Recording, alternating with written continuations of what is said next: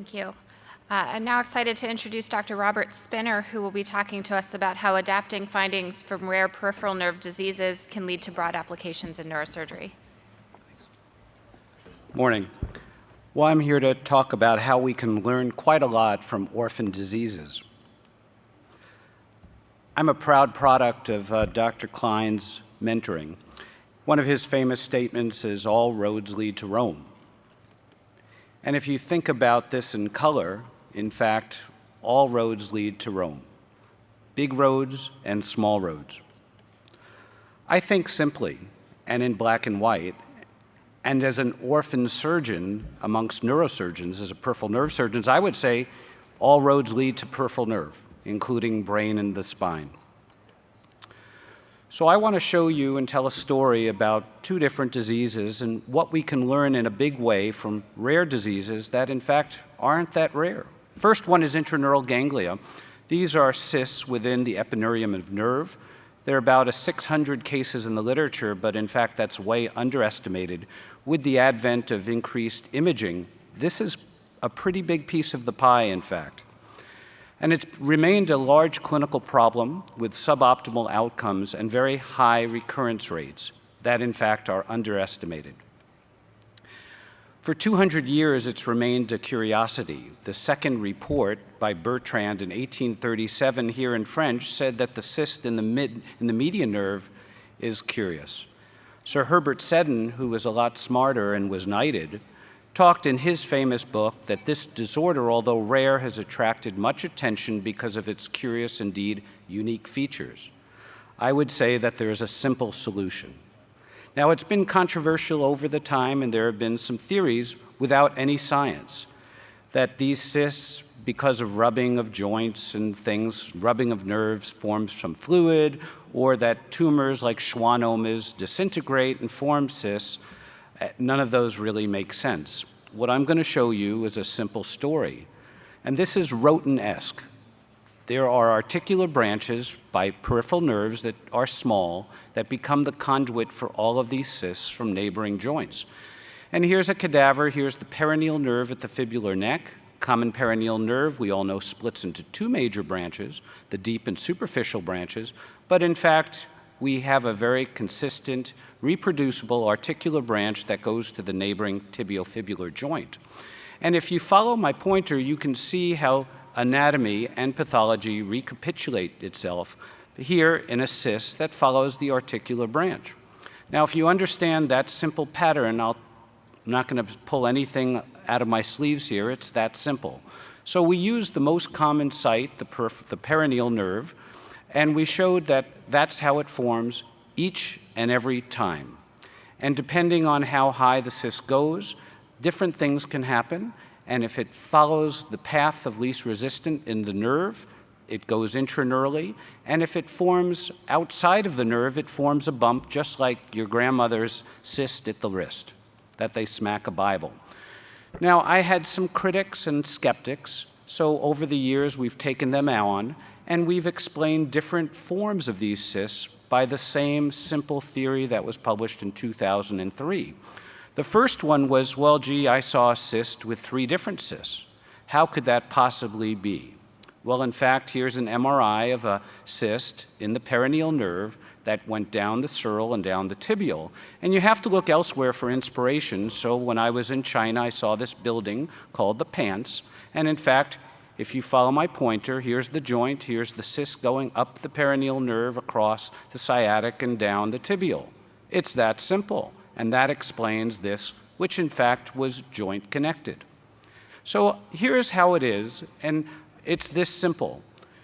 So here's the anatomy, the superior tibiofibular joint, the neighboring nerves, sciatic, tibial, and perineal nerve.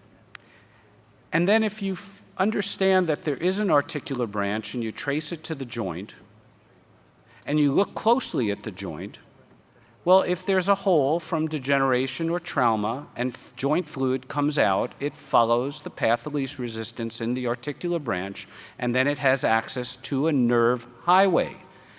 And it goes up the perineal nerve in the same spot of the nerve, and if the pressure is high enough, it can go all the way to the sciatic nerve, just like the building in Beijing, and then cross over and go down. So it's really that simple. So people say, well, that works really well, but I once saw a nerve cyst in another nerve, and that has nothing to do with that, so how do you explain that? So here's a tibial nerve cyst coming in the same area, and if you look at it, boy, it looks exactly like the perineal nerve one, and if you look closely, the arrow shows you the joint cyst and the connection to the back of the nerve and the back of the joint, because that's where the anatomy of that nerve has its articular branch. So you can draw the same diagram, just now using anatomy of the inverted tibial nerve. Now, you got to be careful what you read, because again, evidence-based medicine is based on the books. So here we've had lots of critics and skeptics. So here, tibial nerve, but now down at the ankle, tarsal tunnel, 2 cases without joint connections. Is this correct? Do you believe what you read? So here's the first case, nice cyst. They say there's no joint connection. I look at it with my radiologist, and she says, oh, look, right on their image is the joint connection to the subtalar joint. And here's case 2, and lo and behold, even on their single image, I can put the arrows to the same joint connection. Here's another case in our literature, Acta neurosurgica, and here's a cyst in the leg, the tibial nerve, and they said there was no connection in the leg going to the knee or the ankle. But if you look carefully, be careful what you don't see. They cut off below where the money is.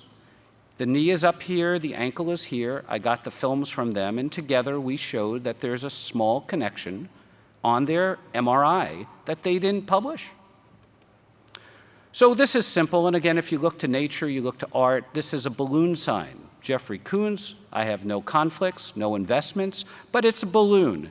Here's the joint, and then if you blow hard enough, the balloon can follow the path of least resistance and make any kind of balloon and twist it around. So what I would tell you is don't believe everything you read, don't believe everything you don't see, and look for the joint connection. Now, based on that, I would just simply say that all roads lead to a degenerative joint. And based on that simple concept in a balloon dog artwork, you can understand the principles of this curiosity. There's a connection to a joint, it follows a path of least resistance, and pressures and fluxes create different angles and road signs. So if you look at, again, that tibial nerve case at the ankle, you know, we understand that the tibial nerve in the tarsal tunnel gives a calcaneal branch and 2 plantar nerves, but boy, even in all cadavers, they have this articular branch. So joints get innervated from both sides, or in fact, many sides. And there's a simple law by John Hilton, which said all about articular branches. It's there, and he was right. So if you look at all the cases in the literature, I can explain, and I have explained, that all of these follow the same simple principles. And if you look at sort of the demographics, you can see that this is becoming quite common in blue over decades, and in red, the number of articular connections. And if I get the cases, I can almost approach 100%. Now, you could believe me or you cannot believe me, but now other people are believing me across the world, and they are showing that this, in fact, is the way things work. But I'll just show you an unpublished case in the literature. This is nicer than anything I've ever published.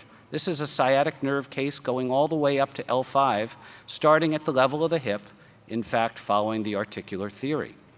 So I would say that 100% of them are joint connected.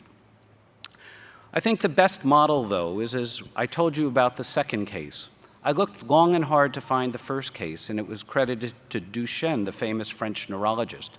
But in fact, it wasn't Duchenne, it was Beauchene, the same Beauchene who gave us the Beauchene skull. And the specimen, lo and behold, is still in the Dupuytren Museum in Paris. So my wife, who's French-Canadian, and I spent a nice weekend at the Eiffel Tower, but on the way I went to this museum. And there's the pickled specimen, and if you blow up this specimen of the first case of an ulnar nerve case, where at the elbow the cyst was resected, not standard of care, if you look carefully, even though the description is 4 words, an ulnar nerve cyst, right there in E, you can see a hollow articular branch. So they all fit, and this is how it would look if you looked at it. So I would say all the pieces fit together, and this is how it works, and the historic one is the right final piece of the puzzle. So I would say that it's not a theory and it's a law, and like I say, you can believe it or wait. Now, that's really good to understand the pathogenesis, but I would say the beauty is now we can reverse the trend. Once you understand that these come from a joint, there's your pathogenesis, but now the treatment has to be there. So instead of looking at the cyst, we need to look at the joint connection or the neighboring joint. And that way we can eliminate the recurrences. So I showed you the first case where it was pickled and in a specimen jar, not standard of care. Here's another case, perineal nerve cut. There's a simple operation that we've devised to go after the articular branch. So here's Matt McBriar. He's given me permission to use his case. He was an all-pro football player. Here he is with his AFO. He had a nice intraneural cyst. Very easy. Here he is without it, and they're thanking me for giving him his foot and his career back. Now, the best model, I wish I had a rat model or some of the elegant models that you've seen, but there's even a better one, in vivo. Vascular surgeons have the same curiosity. Just as nerves and vessels form in neurovascular bundles, there are cysts in arteries and veins near joints that have been curiosities. So very simple, look at them and prove the same thing. So we did that. So I had a few cases of cysts that were in the popliteal artery in the back of the knee, and here's what it looks like.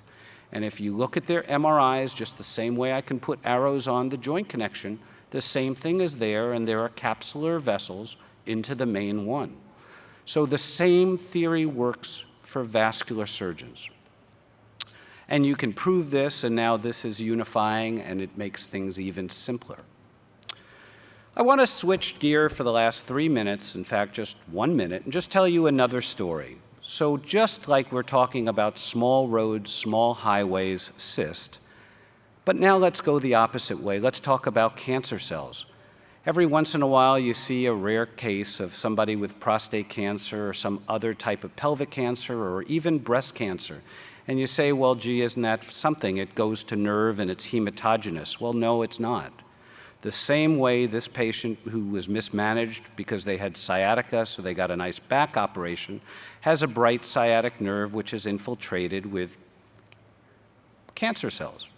And the way it gets there is sort of the same way.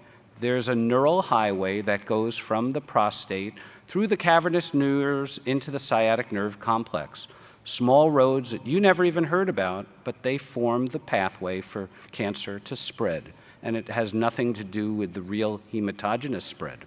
But all of the types of cancer involving these rare sites, and you see them, rectum, cervical, all roads lead to the pelvic organ. So in short, what I would say is simple clinical anatomy can lead the way for simple modern-day solutions. And this is an important way to go from bedside to bench and back again. I can understand a problem, provide the pathogenesis, give a solution, and then treat it effectively. And I keep going back and forth. So in short, this is simplifying complex disease by understanding the basics of anatomy. Less is more. Thank you.